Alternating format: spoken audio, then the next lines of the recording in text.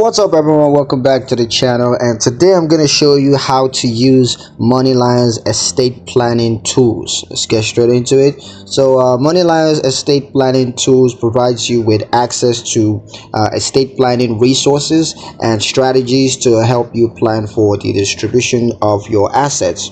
And here's a step-by-step guide on how to use that. So first you got to do is to log into your Moneylion account, and then you want to use your email address and your password to log in. And once you're logged in, just navigate to the estate planning section by clicking on the estate planning tab.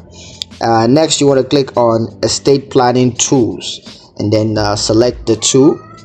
Next you want to enter your estate planning information and just follow the estate planning strategies.